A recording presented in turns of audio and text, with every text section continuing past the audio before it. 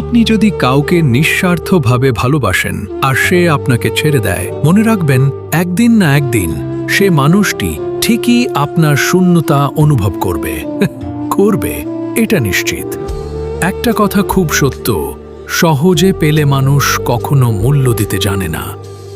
যে মানুষটি আপনাকে নিজের থেকেও বেশি ভালোবাসে, আপনাকে হারানোর ভয়েই দিন কাটায়, একটু কথা বলার জন্য ব্যাকুল হয়ে থাকে, তাকে অবহেলা করা মানে আপনি নিজের সাথেই বিশ্বাসঘাতকতা করলেন।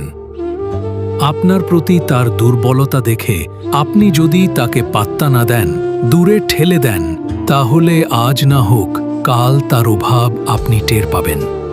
কারণ সময় কাউকে ছেড়ে কথা বলে না, প্রকৃতি তার ঋণ ঠিকই শোধ করে দেয়। এমন মানুষরা হয়তো ভেতরে ভেতরে মরে যায়, কান্না চেপে রাখে, কিন্তু একদিন ঠিকই শিখে যায় অনুভূতি নিয়ন্ত্রণ করতে। তারা আর কারো সিনের জন্য বসে থাকে না। একতরফা ভালোবেসে যাওয়া মানুষগুলোর দুঃখ প্রকাশ করা যায় না, তবু তাদের জন্য রইল দোয়া, তারা ভালো থাকুক, অনেক ভালো থাকুক।